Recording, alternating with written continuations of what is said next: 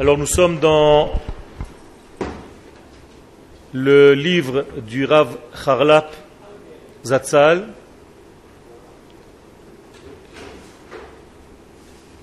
concernant d'une manière générale la délivrance, et plus précisément dans notre chiour d'aujourd'hui, le choix, la force du choix qui est resté intacte dans la terre d'Israël. Et nous sommes arrivés la dernière fois à ce que la terre d'Israël n'a pas changé la parole d'Akadosh Baruch Hu. Lorsque Akadosh Baruch Hu a ordonné Totzeh Haaretz, Etz Peri Ose Peri, que la terre fournisse des arbres fruits qui font des fruits. Autrement dit, que l'arbre lui-même était fruit, et non seulement il était lui-même fruit, il donnait aussi des fruits. Et Rashi explique sur place, Shetam ha'etz ketam ha'peri. Le goût de l'arbre était comme le goût du fruit. Nous avons expliqué qu'il s'agissait en fait d'une correspondance entre la source et le résultat. La source, c'est l'arbre, et le fruit, c'est le résultat de l'arbre. Lorsque dans la vie, on arrive à coller une chose avec sa source, c'est-à-dire la source et le résultat, sans qu'il y ait de différence entre les deux, eh bien c'est un gain, un degré extraordinaire, parce qu'il est très difficile d'arriver au bout de quelque chose, au bout d'une idée, en gardant l'idée initiale, sans perdre la qualité de ce que j'avais au départ. C'est-à-dire que quand quelqu'un veut faire quelque chose dans la vie, quand il arrive à la chose elle-même, elle est souvent très loin de l'idée qu'il avait au départ. Pourquoi ? Parce qu'il a une perte en chemin, il a oublié l'intensité, la valeur, l'essence même de la chose, et au fur et à mesure du chemin, ce degré-là se perd. Automatiquement, lorsqu'il arrive à la fin de son action, c'est rarement ressemblant à ce qui se trouvait au départ, à ce qu'il avait dans l'idée première. Chez Akadosh Baruch Hu, bien entendu, ce n'est pas comme ça. Son idée se réalise directement. Sauf si Akadosh Baruch Hu lui-même décide que ce cheminement passe par l'intervention de l'homme. Et là, l'intervention de l'homme peut gâcher les choses.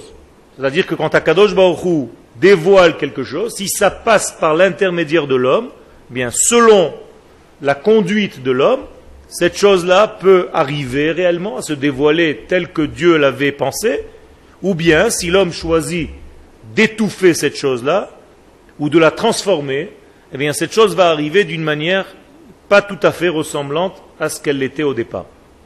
Et donc en Eretz Israël, nous dit le Rav, la terre a respecté en fait ce degré-là, et le goût est resté tel qu'il était au départ. C'est-à-dire que la terre d'Israël, dit le Rav, mitzad atzma hi etz hachaim shebetoch hagan. Nous sommes dans le deuxième paragraphe, dans le 2/3 dernier. Shebetoch hagan. אלא שלהט החרב המתהפכת מסתיר את נפלאות משגבה של ארץ ישראל.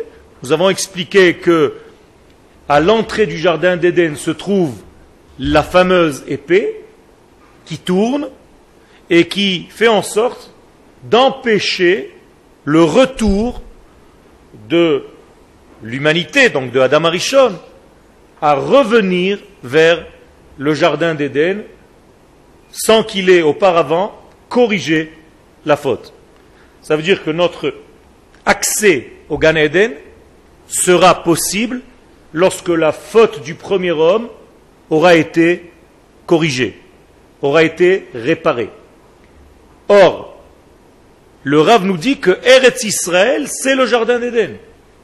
C'est l'arbre de la vie. Donc, moralité, si on revient à l'arbre de la vie en Eretz Israël, ça veut dire que notre retour en Eretz Israël n'est pas seulement un retour du peuple juif sur sa terre, mais c'est une réparation de la faute du premier homme. Donc nous sommes très proches de la fin des temps. Parce que la fin des temps, c'est la correction totale de la faute du premier homme. Donc si on revient en Eretz Israël, sous-entendu on revient au Gan Eden, on revient à la consommation de l'arbre de la vie, ça veut dire que nous sommes très proches du tikkun, de la réparation finale qu'Akadosh Baruch Hu avait prévue. Velezen itkaven Moshe. Maintenant le Rav nous enseigne que c'est ce que voulait Moshe Rabbeinu dire aux explorateurs lorsqu'il a envoyé les explorateurs et qu'il leur disait vous allez voir la terre mahi. Qu'est-ce que ça veut dire mahi? Qu'en est-elle? Qu'est-ce que c'est que cette terre? Qu'est-ce que c'est que cette question?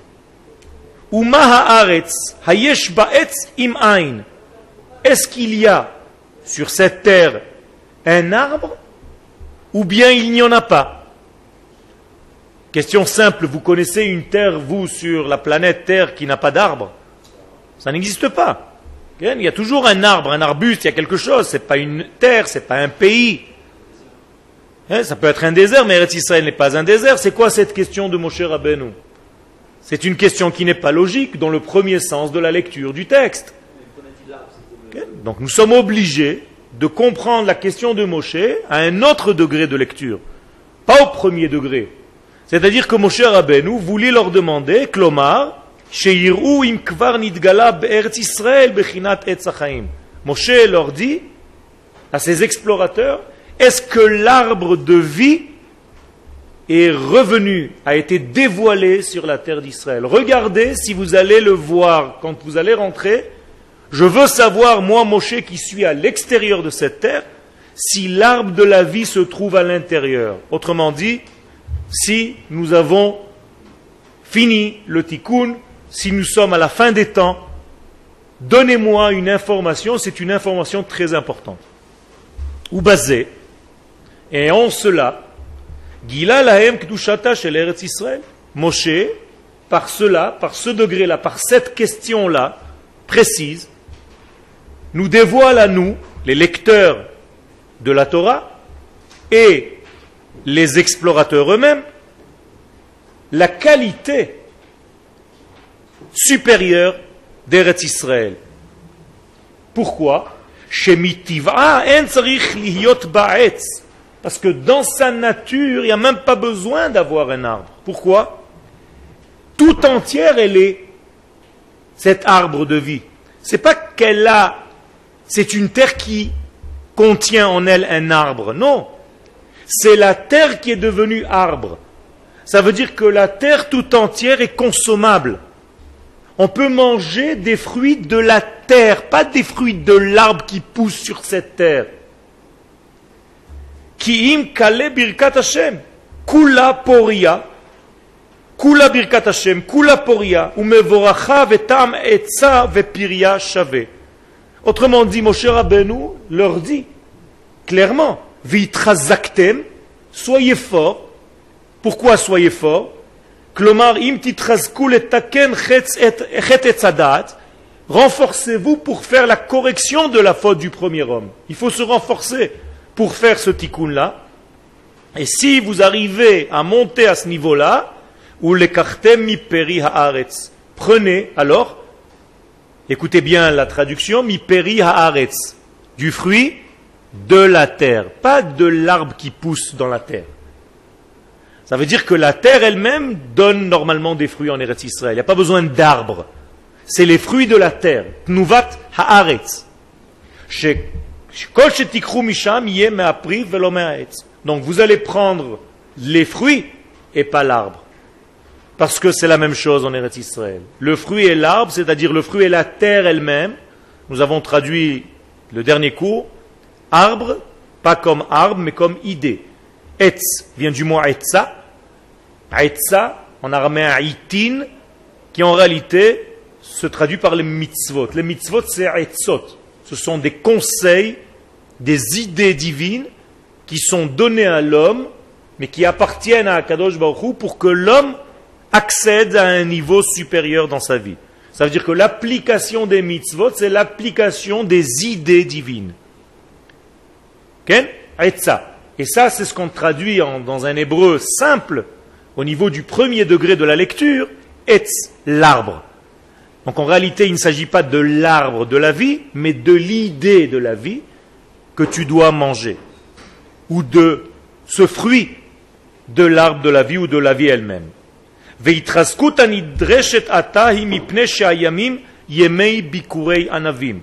Or, quand est-ce que les explorateurs font ce voyage, ce fameux voyage d'exploration de la Terre? Quand est-ce que ça se passe? À quelle période de l'année? Ils reviennent à Tisha B'Av.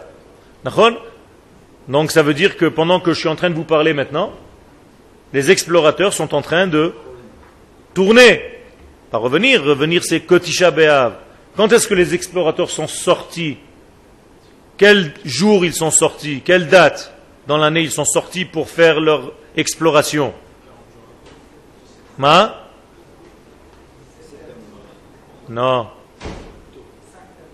Non. 29 du mois de Sivan. C'est-à-dire la fin du mois dernier. 29 Sivan.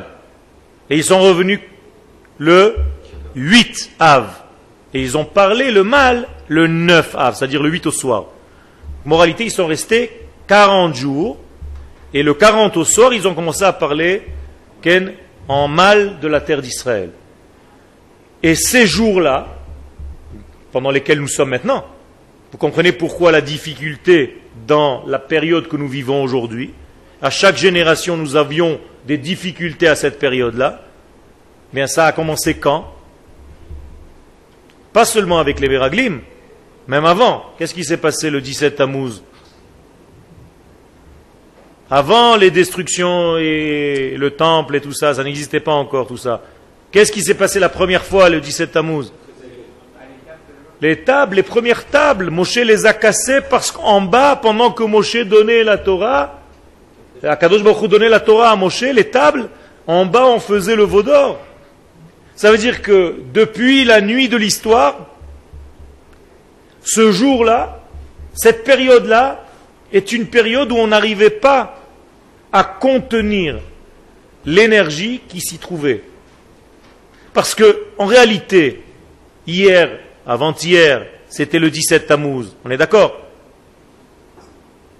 En réalité, cette journée-là, elle devait être quoi? Le jour de quoi? De la réception de la Torah.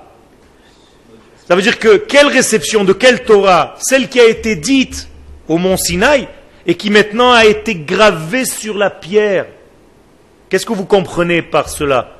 Qu'est-ce qu'on s'en fiche qu'elle soit dite ou gravée sur la pierre? Il y a une grande différence. Lorsqu'elle est dite en haut, voilà, elle est encore à distance. Mais lorsqu'elle est gravée sur la pierre, ça veut dire que la parole divine est gravée dans notre vie, dans notre existence. C'est ça la pierre. La pierre, ce n'est pas des bouts de pierre. C'est nous-mêmes. Et donc, qu'est-ce qui s'est passé en réalité? On n'a pas pu supporter que Dieu descende sur terre. C'est ça que ça veut dire. Donc, ça s'est cassé. Ça veut dire quand le divin, quand l'infini a tenté une tentative de pénétrer le monde dans lequel nous sommes, ça nous a cassé, on n'a pas pu supporter. Qu'est-ce qu'on a dit à Kadosh Baruch Hu? Non, non, non, non. Laisse-nous, nous on préfère fabriquer un petit truc. Nous on va le faire. Au moins c'est à mon niveau. Et comment le peuple dit à Moshe, à Aaron? Aselanu Elohim. Écoutez bien. Fais-nous des dieux. Qu'est-ce que ça veut dire fais-nous des dieux? Ça veut dire que qui fait qui? C'est Dieu qui fait l'homme ou c'est l'homme qui fait Dieu? Normalement c'est Dieu qui fait l'homme. Mais ça ne nous convient plus.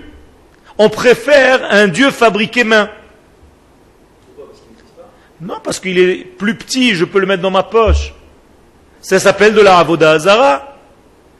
Quand ça me convient, je sors mon petit Dieu fabriqué par ma propre main, je l'embrasse, tu peux m'aider, et si le jour où il ne me convient pas, je le jette à la poubelle.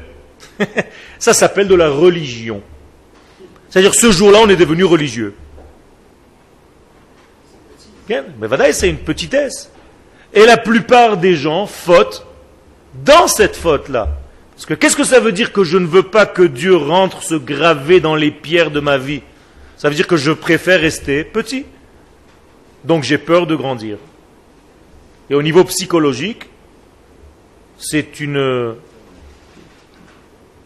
un degré bien connu chez les psychologues, c'est que nous fautons tous dans cette faute-là d'avoir peur de grandir dans notre vie. Qu'est-ce que ça veut dire d'avoir peur de grandir?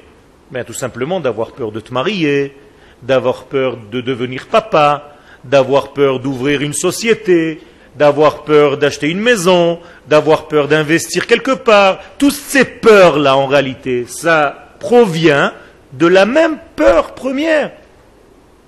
C'est-à-dire, on préfère, comme on dit en hébreu, rosh katan, tu te la joues petit, petite tête, petit esprit, pas de responsabilité, je suis tranquille.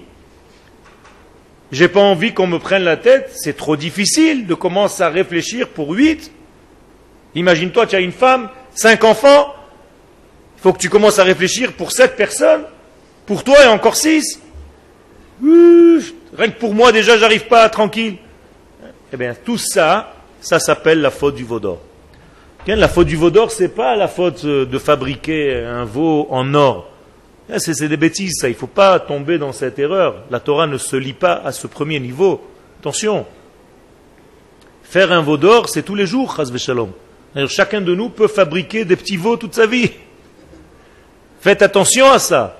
À chaque fois que tu as peur de grandir, de prendre une décision importante dans ta vie, c'est comme si tu fabriquais un nouveau petit veau d'or.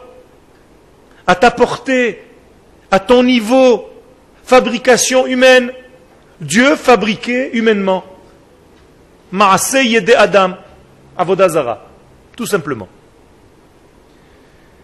Et donc ces jours-là, pendant que les Meraglim venaient en Eretz Israël, ça s'appelait Yemeh Bikurei Anavim, c'est là où les raisins commencent à sortir leurs prémices. Hem, ou que Moshe Amar Bazohar HaKadosh, et le Zohar nous enseigne, le Rav nous amène une référence du Zohar, Chelek Gimel, Ve'ayamim Yemeh Bikurei Anavim. Que veut dire ce verset? Que les jours étaient les prémices des raisins. Ve'ayamim Maïka Maïre. Qu'est-ce que ça vient nous enseigner? De quoi ça parle? Hayamim, ces jours en question, dit le Zohar. Deha ve'az Bikurei Anavim sagile. Ela ve'ayamim inun deishte mode'an kullehu havu mitchabran be'ahu zimna be'ahu ilana dechet be'adam harishon. Nous dit le Zohar, qu'est-ce que c'est que c'était les prémices? Eh bien, c'était en réalité les jours où il y avait la possibilité de réparer la faute du premier homme qui était, comme la Gemara nous l'indique, ou une vigne, ou un figuier, vous connaissez, d'accord? Qu'est-ce que c'était, d'après la Gemara, l'arbre de la connaissance du bien et du mal que Adam Arishon a consommé? Chita, ou du blé, Gefen et Te'ena. C'est-à-dire, ou du blé, ou du raisin, ou de la figue. Voici les 3 degrés dans lesquels les Chachamim nous ont dit, voilà de quoi était fait l'arbre de la connaissance du bien et du mal. Alors, la pomme n'existe pas, c'est une invention de je ne sais pas d'où ça sort. Ken? Alors que ces 3 degrés, bien entendu, il faut les comprendre aussi. Qu'est-ce que c'est que Chita? Le blé. C'était quoi la faute du blé? Qu'est-ce que ça veut dire que c'était... Pourquoi les Chachamim nous ont donné 3 références de 3 arbres? Vous comprenez bien qu'il ne s'agit pas de ces 3 arbres physiquement. Il s'agit de l'idée qui est cachée à l'intérieur de ces 3 arbres. Qu'est-ce que c'est la Chita? Chita, nous dit le Zohar, c'est en valeur numérique 22. C'est-à-dire que ce sont les 22 lettres de l'alphabet. Autrement dit, lorsque l'homme a mangé, a consommé de cet arbre-là, il a endommagé les 22 lettres de l'alphabet hébraïque. Il a fait un mélange dans le degré le plus intérieur de la vie. Car les lettres sont l'intériorité de la vie. C'est avec les lettres qu'on réfléchit, c'est avec les lettres qu'on parle, c'est avec des lettres qu'on fait tout. Tout est lettres. Vous êtes d'accord ou pas? Vous pensez en forme de lettres. Vous parlez en lettres. Vous écoutez en forme de lettres. Tout est lettres. Donc Adam Arishon a perturbé ce degré. Geffen, c'est quoi? Le raisin. Donc pourquoi les sages nous disent que c'était un raisin? Que veut dire que la faute était d'avoir consommé un raisin? Qu'est-ce que c'est anavim? Quelle est la qualité du raisin? C'est que du raisin je peux sortir le vin, le jus de ce raisin, qui devient du vin, c'est-à-dire que le raisin cache en fait un secret. Et lorsque Adam Arishon a perturbé ce degré-là, il a gâché en quelque sorte le secret. À tel point que le Harizal nous dit que la faute du premier homme, c'est qu'il n'a pas étudié la Kabbalah. C'était ça la faute du premier homme, d'avoir eu peur d'étudier la Kabbalah. Voilà la faute du premier homme. Et dit le Harizal, ceux qui ont peur d'étudier cette étude dans leur vie, recommencent et retombent dans la faute du premier homme. Ok? Troisième degré, Te'ena. Qu'est-ce que c'est Te'ena? La figue. Mais qu'est-ce que représente le secret de la figue? Que cache la figue?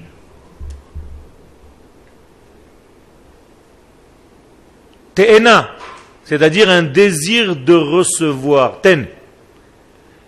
Le Zohar explique que le premier homme est tombé dans une faute du désir de recevoir pour lui-même, c'est-à-dire, en termes simples, l'égoïsme.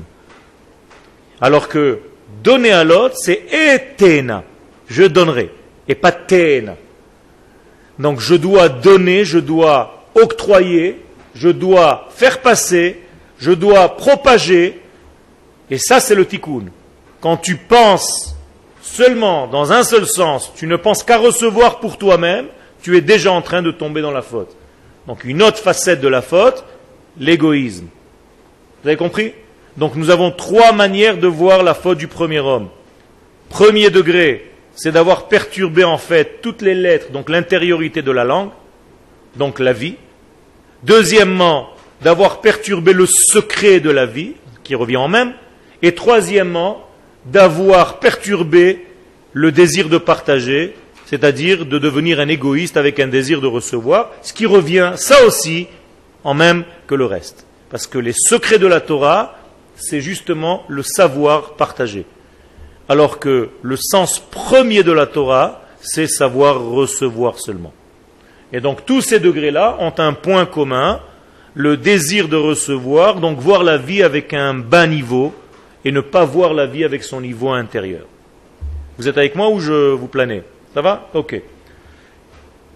Kama detninan anavim hayu, ve'alda ve'ayamim innun de'ishtemodean yeme bikure anavim daika. Et le Zohar, lui, a choisi parmi les trois arbres possibles, les raisins. C'est-à-dire que pour le Zohar, ce n'était qu'un seul arbre. Pour lui, c'est sûr, c'était le raisin. C'est-à-dire qu'Adam Arishon a fauté dans la vigne. C'est-à-dire qu'il n'a pas étudié les profondeurs, le sens profond de la Torah. C'est pour ça que le Harizal a tiré cette conclusion, parce que l'étude du Harizal provient du Zohar. Et donc Moshe leur dit, faites attention, il faut vous renforcer pour faire cette correction. Pourquoi? Parce que cette correction revient chaque génération. À chaque fois, elle revient, cette faute-là.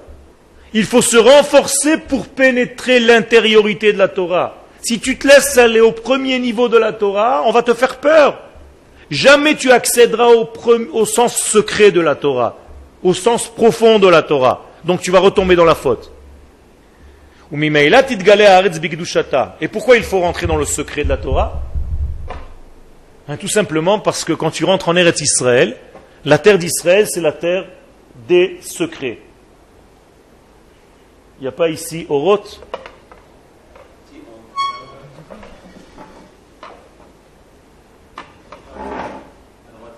Non, mais Ken? Ça veut dire, si tu ne comprends pas ce secret-là, tu n'as rien compris à la terre d'Israël. Le Rav Kook nous dit, Eretz Israël einena davar chitzoni. Eretz Israël n'est pas une chose superficielle. Et donc, si tu dois comprendre la terre d'Israël, tu ne peux pas la comprendre avec une vision superficielle, une vision plate. Impossible. Chabuka bezgula pnimit. Bezgulot pnimiot, Eretz Israël est lié avec une donnée très très très profonde, immetsiuta chez la Ouma. Elle est liée avec la neshama de l'existence de la nation d'Israël. C'est-à-dire on ne peut même pas faire la différence entre la nation d'Israël et la terre d'Israël. Ou mitorkach, et dit le Rav, si c'est comme ça, personne ne peut comprendre la véritable sensibilité, le véritable secret de la terre d'Israël, ou avec aucun sens rationnel, énoshit, humain. Alors qu'est-ce qu'il faut faire pour comprendre Eretz Israël? C'est-à-dire en étudiant le premier sens de la Torah, la Mishnah, la Gemara, tu ne comprendras jamais rien à Eretz Israël. Voilà, c'est ce que le Rav Kook dit. Qu'est-ce qu'il faut pour ça? Il faut que tu aies l'esprit d'Akadosh Baruch Hu qui se trouve sur l'assemblée d'Israël tout entière. Autrement dit, tu dois devenir un kabbaliste pour comprendre quelque chose de cette terre d'Israël. Tant que tu n'es pas à ce niveau-là, tu ne comprendras rien. Et d'ailleurs, il le dit dans le 2e chapitre. Si tu t'éloignes de l'étude des secrets, dans notre texte, c'est si tu perturbes le raisin, si tu ne goûtes pas au jus intérieur de ce raisin, c'est-à-dire au vin qui représente le secret, eh bien, tu auras une vision de la terre d'Israël toujours floue. Jamais tu comprendras rien à la terre d'Israël. Ça, c'est quand tu n'étudies pas. Mais quand tu fais exprès de ne pas étudier, c'est encore pire. Quand tu sors contre l'étude des secrets de la Torah, ça c'est une deuxième couche, le Rav est beaucoup plus dur là.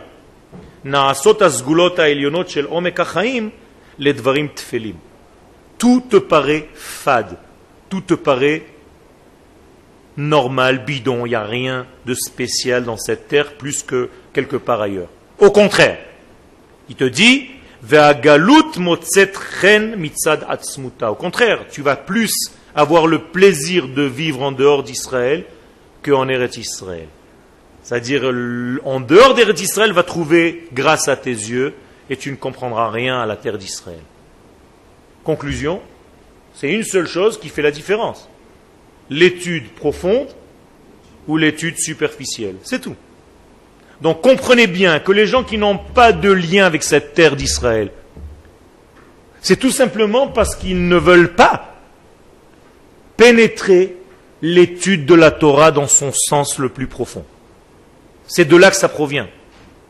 Donc ne vous posez pas de question, qu'est-ce que c'est que la Torah de Eretz Israël?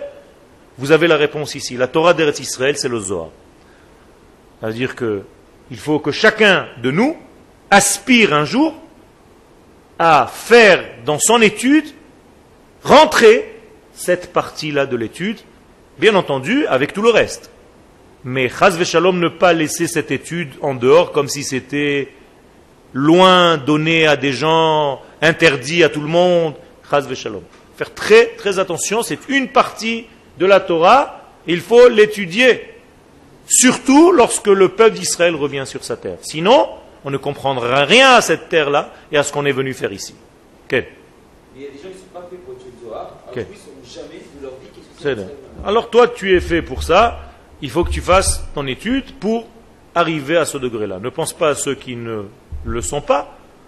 Pense à la communauté d'Israël qui, elle, quand elle revient sur la terre d'Israël, c'est son travail. Étudier le Zohar, c'est pas ouvrir un livre de Zohar, c'est étudier ça. Étudier Oroth, ça équivaut à étudier le Zohar. Donc vous étudiez ça, vous étudiez le Zohar, c'est la même chose. Habillé sous une autre forme.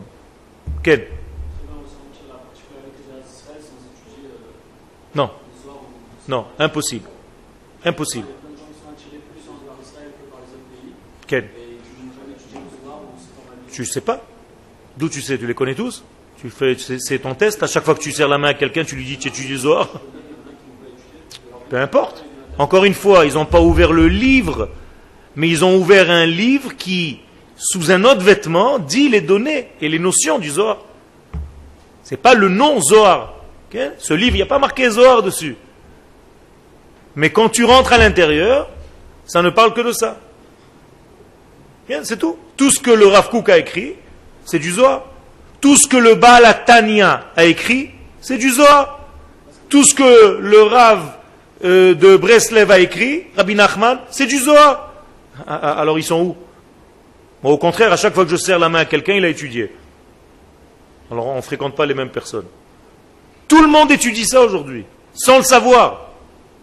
C'est pour ça que nous sommes là. C'est pour ça que la nation d'Israël est en train de revenir sur sa terre. Ce n'est pas un hasard. C'est parce que la Torah de la intériorité, c'est elle qui est en train de monter à la surface. Aujourd'hui, la plupart de l'étude, c'est l'intériorité. Chassidut Breslev, Chabad et Rav Kook. Ça s'appelle Chabbakouk. Quel?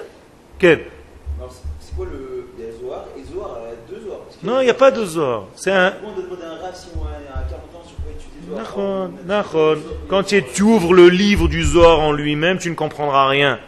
Alors le Rav Kook et les autres rabbanim t'ont mâché le travail, et tu rentres et tu comprends les choses d'une manière beaucoup plus assimilée, beaucoup plus à ton niveau. Bien entendu, c'est encore élevé, mais tu as des rabbanim Baruch Hashem qui te le mettent à ta portée.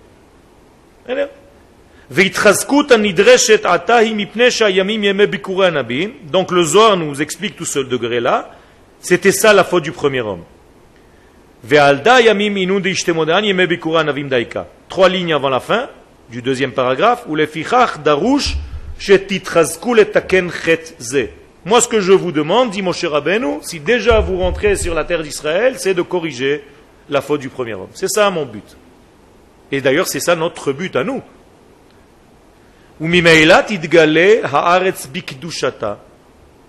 Forcément, la terre se dévoilera dans sa pleine sainteté, ha'amitit, réelle, véritable, asher bachra le'atzma bereshit hitcholeluta, comme elle l'avait choisi. On avait dit que la terre d'Israël n'avait pas perdu son choix, alors que toutes les autres terres l'avaient perdu. La terre d'Israël est restée intègre, intacte, comme au départ de la création, donc elle n'a pas perdu son libre choix, son libre arbitre, comme au début de sa création. 3e paragraphe en haut. Ulam. Hameraglim lakru et hazemura im haeshkol. Qu'ont-ils fait les explorateurs, alors que Moshe leur a dit de prendre les fruits de la terre? Eux, qu'est-ce qu'ils ont fait? Ils ont pris des raisins, mais est-ce qu'ils ont pris des raisins, seulement des raisins, ou est-ce qu'ils ont pris l'arbre avec? Ils ont pris la grappe entière, ça veut dire avec l'arbre. D'accord? Ils n'ont pas pris les raisins eux-mêmes. Chaque raisin était comme ça. Ils ont pris une grappe avec tout le bois, avec tout l'arbre. Ils ont porté l'arbre qui contenait encore les raisins. Donc ce que dit ici le Rav, c'est quelque chose de très intéressant. Il rentre dans le détail maintenant. Vaikretu misham zmora. Donc ils ont l'ichrot. Qu'est-ce que c'est l'ichrot? C'est couper un arbre dans son tronc. C'est-à-dire ils ont coupé le tronc de l'arbre. Zmora ve'eshkol anavim echad, avec une grappe de raisin. Le'arot ki kechol ha'aratzot eretz Israël. Pourquoi? Ils voulaient montrer, les explorateurs, ils avaient un but en faisant ça, c'est de montrer au peuple d'Israël que la terre d'Israël n'avait rien de plus que les autres terres. C'était pareil. Ça c'était, tu as raison, au contraire, si les fruits étaient énormes, ça voulait encore plus peur aux gens. Ça veut dire c'est pas à notre niveau.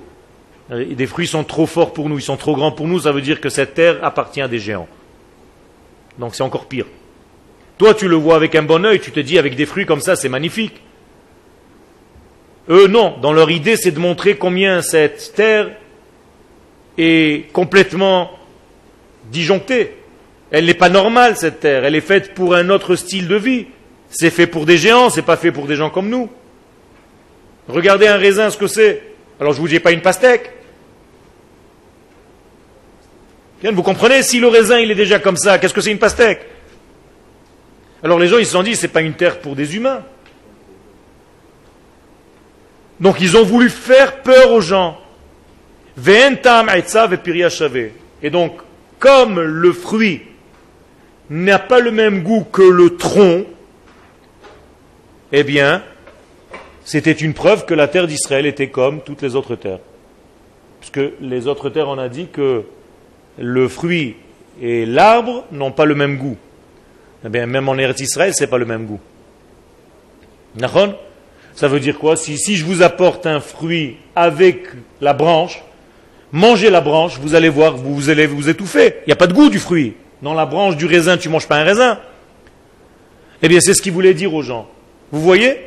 On nous a envoyés, on nous a bernés, on nous a envoyés dans une terre qui n'est pas différente des autres. Donc, il vaut mieux ou rester dans le désert ou rentrer en Égypte. Ve'im omna mitzad ached haklali nistater ve'ne'elam kocha hanizgav shel Eretz Israël. Parce que si c'est comme ça, je fais une petite parenthèse, tant que tu ne vois pas l'intériorité de ce degré, de la terre, eh bien tu ne pourras pas comprendre de quoi elle est faite. Et donc, comme les explorateurs n'ont pas approfondi leurs recherches, ils ont donné des informations du premier degré. Donc immédiatement les gens ont eu peur, ont pris peur tout de suite. Et donc ils n'ont pas cherché à comprendre. Quand tu es dans un état de panique, qu'est-ce qui se passe? Tu n'as plus la capacité de penser. Il n'y a plus rien, c'est juste au niveau des ressentis maintenant, du regesh, tu es complètement dans une panique et tu n'arrives plus à faire face à la situation. Donc tu perds complètement tes moyens. Mais c'est exactement ce qui s'est passé. On a baissé le niveau à un niveau de regesh en leur faisant très peur. Et ce jour-là, tout le monde s'est mis à pleurer. Et Akadosh Baruch Hu nous a dit, dans la Gemara, vous allez pleurer pour de bon. Vous avez pleuré pour rien. Maintenant, vous allez pleurer pour de bon jusqu'à la fin des temps. Et c'est pour ça que nous pleurons jusqu'à aujourd'hui, Tisha B'Av. Okay? C'est ça le pleur. C'est le premier pleur de l'histoire. Et on continue avec ce pleur-là. Destruction du premier temple, destruction du deuxième temple, destruction de Gush Katif, et toutes les destructions de notre histoire, la première guerre mondiale, deuxième guerre mondiale, tout ça c'est Tisha B'Av. Incroyable.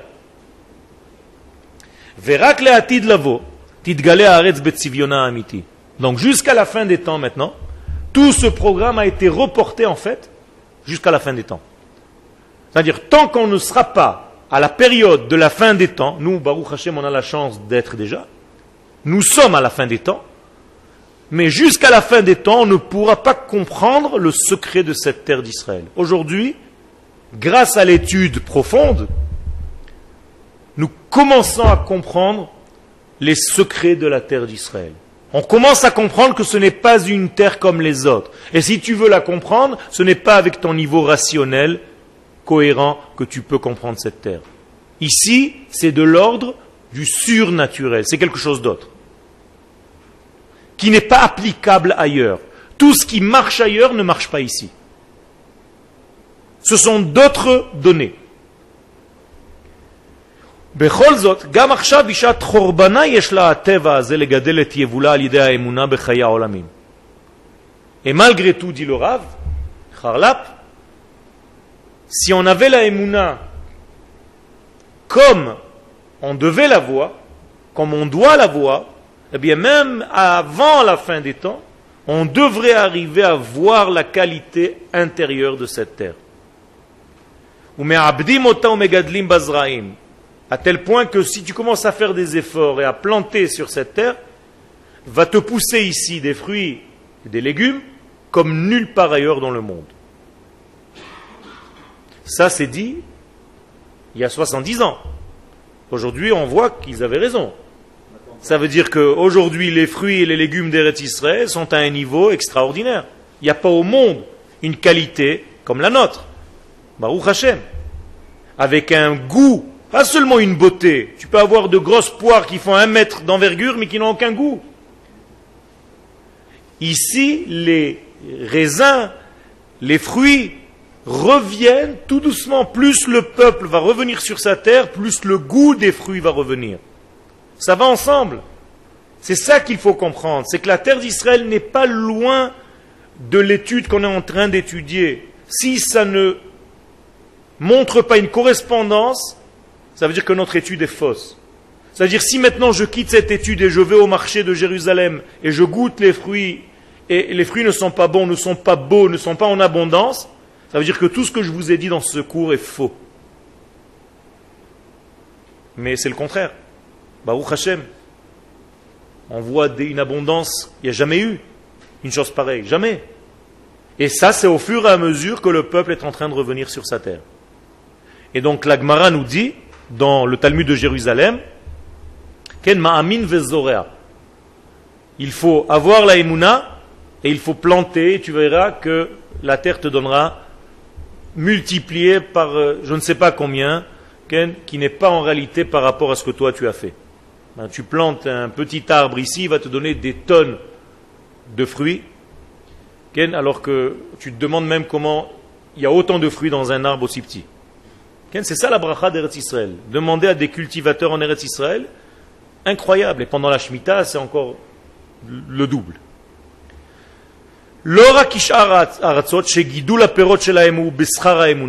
C'est pas seulement que tu as une foi en Akadosh Baruch Hu et tu plantes et après tu retires, tu recueilles. Regardez comme c'est beau ce qu'il est en train de dire ici. L'un des travaux de la terre, c'est la Emouna. C'est pas que tu as la Emouna et tu plantes. Non. Tu travailles ta Emouna. C'est comme si la Emouna faisait partie du travail de la semence. Alors, quand tu sèmes en réalité une Emouna. Vous comprenez ce que je veux dire? C'est pas que tu as foi en quelque chose d'extérieur que tu fais. Ton travail, il est rempli de Emouna, tu as investi dans la Emouna en Eretz Israël. Ça fait partie du travail. Et qu'est-ce que tu fais aujourd'hui? Je fais de la Emouna. Ah bon? Je cultive de la Emouna. Ah bon? Comment tu fais ça? C'est ça Eretz Israël. Je suis en train de semer de la Emouna. Vous comprenez? Je ne sème pas une terre en ayant la Emouna. Je sème de la Emouna. Tout entier, je suis Emouna avec ma terre. Donc, achati, mais avodot haaretz, kecharisha vezria. C'est comme planter et comme labourer la terre. La même chose, tu es ma'amin. Donc, imaginez-vous qu'il y a un travail qui s'appelle ma'amin, il y a un autre travail qui s'appelle zorea, il y a un autre travail qui s'appelle choresh. Donc, il y a labourer, il y a semer, il y a arroser et il y a ma'amin. Comment je traduis ça, ma'amin? Certifié. Je certifie. Donc je laboure, je sème, j'arrose, je plante, ce que vous voulez, et je certifie. Qu'est-ce que ça veut dire je certifie? Comment je peux certifier quelque chose? Comment tu certifies ta vie? En vivant. Ça veut dire en étant sur cette terre, tu certifies la parole divine. Et tu certifies tout ce que cette terre est. Parce que quand tu es sur elle, elle donne ses fruits. Donc c'est toi le certificat d'authenticité de cette terre. La preuve, c'est que tant que le peuple d'Israël n'était pas sur cette terre ne donnait pas ses fruits. Dès que le peuple d'Israël revient sur sa terre, la terre donne ses fruits. Ça veut dire que c'est le peuple qui certifie sa terre. Et c'est énorme ce que je suis en train de vous dire là. Nous sommes le certificat d'authenticité de la terre d'Israël. C'est énorme. Et le Rav remet une couche. De la même manière qu'on ne peut pas recevoir des fruits de la terre sans semer la terre, sans planter des graines dans la terre, de la même manière, on ne peut pas avoir de fruits ou d'abondance de la terre sans avoir certifié cette terre. Sans avoir œuvré dans le sens de la Emouna dans cette terre. Est-ce que quelqu'un d'entre vous n'a pas compris ce que je suis en train de dire? C'est clair? Baruch Hashem. Ve'ashre, et heureux celui, les misheyodea ou baki betiv eyuta. Alors le Rav nous dit maintenant, heureux celui qui a compris. Donc vous êtes heureux. Et vous êtes devenu spécialiste, baki betiv eyuta shel haaretz. Vous avez compris le sens naturel même de cette terre. La nature profonde de cette terre vous est donnée maintenant. Vous avez compris son sens profond. Et je vais vous dire quelque chose. Vous êtes rare. Vous savez pourquoi vous êtes rare? Parce que nulle part ailleurs on étudie ce genre de Torah. Jamais tu étudieras une Torah comme ça. On va t'enseigner que tu dois avoir la foi en Dieu. Tu dois croire en Dieu. Vous avez compris quel est le sens de la Torah d'Eretz Israël? On a changé complètement les données. C'est pas que ta foi en Dieu, c'est que tu certifies le divin en étant sur ta terre. Ça, j'ai jamais vu. Ça, c'est Machon Meir. Ça, c'est Merkaz Harav. Ça, c'est le Rav Kook. Ça, c'est le Zohar. Le Rav Kook, le fils Rav Tzvi Yehuda, nous disait quelle est la différence entre l'étude de la Torah en dehors d'Eretz Israël et l'étude de la Torah en Eretz Israël. Il disait c'est très simple. En dehors d'Eretz Israël, tu étudies des feuilles de Gemara. Sur la terre d'Israël, les lettres ont quitté les feuilles et sont rentrées dans les fruits et dans les légumes de la terre. Dans les arbres de la terre d'Israël. Vous avez compris la différence? Voilà ce que le Zohar enseigne. C'est que ce n'est plus une Torah de l'étude cérébrale, c'est une Torah de vie. Tu vis ta Torah, tu la manges, tu la consommes, tu la digères, ça fait partie de toi. Elle est dans les fruits, dans les légumes que tu manges. Elle est ta terre. C'est la Torah qui est terre, terre Torah. Pas la Torah de la terre, Torah Eretz. Vous avez compris? La Torah de la terre, comme si la terre elle-même avait une Torah. Un jour, on a reçu la Torah du ciel? Oui ou non? Il a fait. La nouveauté en Eretz Israël, c'est qu'on reçoit la Torah de la terre. Vous avez compris? Et c'est ça le grand degré. Quand on reçoit la Torah du ciel, ça ressemble à quelle forme géométrique? Un triangle, une pyramide. Moshe se trouve en haut, Akadosh Baruch Hu lui donne, et il propage vers le bas, ça s'élargit en descendant. Quand tu reçois la Torah de la terre, c'est exactement l'inverse. Ça veut dire qu'elle vient d'en bas et elle se propage vers le haut. Et les deux ensemble forment le Magen David. Vous avez compris? C'est ça le secret de la Torah de la terre. C'est que la terre a donné. Comme on dit Moshe Kibel Torah mi Sinaï, on peut dire Rabbi Shimon Kibel Torah mi Adama, mi Eretz Israël. Voilà le secret de la terre. Okay? Maintenant, vous commencez à comprendre que ce n'est pas une étude de Torah dans un lieu qui s'appelle Paris, et après j'ai juste changé de lieu, j'étudie à Jérusalem. C'est pas ça. Je suis pas à Jéru. Ça n'existe pas, ça. C'est la Torah qui est donnée d'un autre degré. Elle ne vient plus du ciel. La preuve, c'est qu'il n'y a plus de manne qui descend du ciel. Il n'y a plus le puits de Myriam qui descend du ciel miraculeusement. Tout vient de la terre. Quelle était la bénédiction qu'on faisait avant de manger la manne? Baruch ata Hashem Elokeinu melech haolam hamotzi lechem min hashamayim. Vous avez compris? Et qu'est-ce que vous faites vous comme bracha? Hamotzi lechem min haaretz. Vous avez compris la différence? Voilà la Torah d'Eretz Israël. Ce n'est pas une Torah qu'on étudie ailleurs. C'est une autre Torah. Un autre degré de Torah. Une Torah qui vient des entrailles de la terre, que la terre elle-même nous offre. Qui s'habille comment? Dans ses fruits et dans ses légumes. Ça veut dire manger de la fabrication de Eretz Israël, c'est grandir en Torah. Vous pouvez devenir des Talmidei Chachamim en mangeant des fruits de Eretz Israël. Okay. Est-ce qu'il y a un but à retourner à l'Ina Shamaïm? Non, non. Le but, c'est on a déjà reçu ce degré, il faut juste la coupler avec Amotzi Lechem Min Haaretz. C'est tout. Ça veut dire qu'on est arrivé à la fin. On n'a plus besoin de... On a déjà. La Torah qui est descendue du ciel, on l'a déjà. Qu'est-ce qu'on doit faire maintenant? La recevoir de la terre. C'est-à-dire accepter les premières tables. Maintenant, vous comprenez ce que c'était les premières tables. C'était la parole divine gravée où? Dans la terre. Est-ce que vous avez compris ce secret? Alors ça, on avait du mal au début. Et Baruch Hashem, léat, on commence à comprendre qu'est-ce que je suis en train de vous dire maintenant. Ça, c'est ce qu'on appelle la Torah des secrets. Donc un kabbaliste, moralité, pourquoi on l'appelle kabbaliste? Parce qu'il sait recevoir de la terre. Mekabel, Mekubal. Moshe Kibel. Moshe c'est un kabbaliste parce qu'il sait recevoir les choses.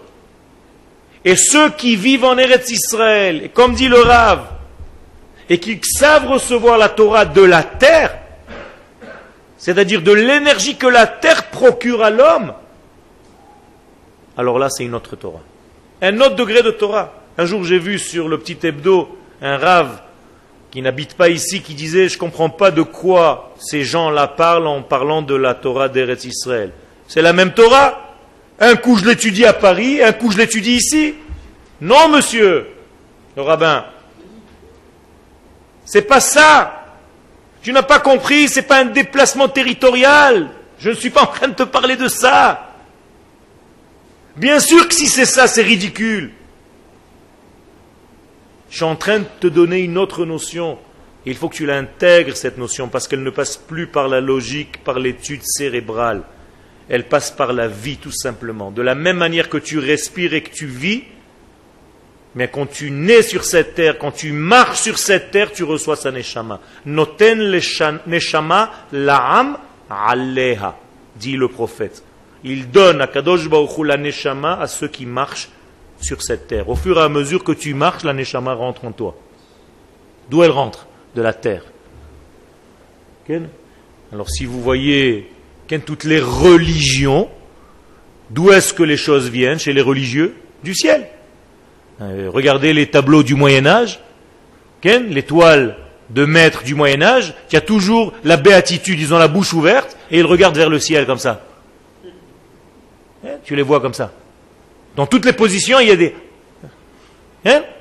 Ça veut dire tout doit descendre du ciel. Si aujourd'hui on doit faire une toile correspondant à Eretz Israël, c'est une vision qui fait comme ça. C'est-à-dire je suis ébloui de ce que la terre me donne. Toda Rabba.